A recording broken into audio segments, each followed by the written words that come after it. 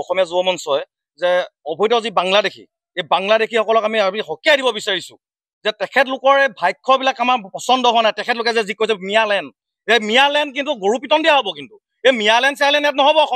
অসমত মিয়ালেণ্ড বোলা বস্তুটো নচলিব। তেওঁলোকে পাহৰি গৈছে যে আমি যদি কেনেবাকৈ হেংদাং ল'বলগীয়া হয় কিন্তু তেওঁলোকৰ অৱস্থা বেয়া হ'ব।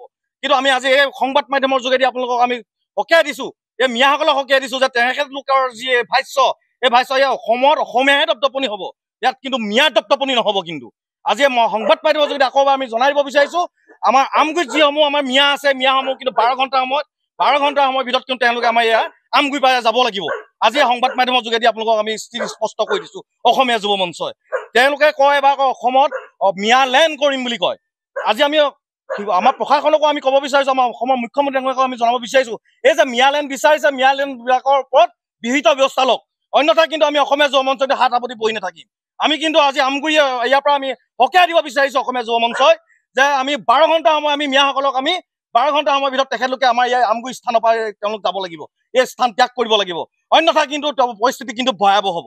হালুৱাটিং, আমগুৰি, নামটি আৰু চামগুৰি এই যিসমূহ অঞ্চল আছে, যিসকলে আমাৰ খিলঞ্জীয়া লোকসকলে আমাৰ তেওঁলোকক কামত নিয়োজিত কৰি আছে, তেখেতলোককো আমি এই সংবাদ মাধ্যমৰ যোগেদি আমি তেখেতলোককো তেওঁলোকক আমি অনুৰোধ জনাম যে তেওঁলোক 12 ঘণ্টাৰ সময়ৰ ভিতৰত যিসকল আমাৰ খিলঞ্জীয়াসকলে তেওঁলোকক মানে খেতি বাতি বা যি সংস্থাপন দি আছে, কিন্তু 12 ঘণ্টাৰ সময়ৰ ভিতৰত তেখেতলোকক উলিয়াই পিনি তেখেতলোকক এই স্থান ত্যাগ কৰিবৰ বাবে তেখেতলোকক আমি অনুৰোধ আমি সকীয়াই দিছোঁ। আৰু লগতে আমি এইটো ক'ব বিচাৰিছোঁ যে আমাৰ এই আন্দোলন আমাৰ চলিছে, এই আমাৰ বিৰুদ্ধাচৰণ চলিছে আমাৰ মিয়া বা অবৈধ বাংলাদেশীৰ ওপৰত, কিন্তু আমাৰ খিলঞ্জীয়া আমাৰ যিসকল আমাৰ ভাই বন্ধু আমাৰ যি একতা এনাজৰী অটুট আছে আৰু অটুট থাকিব।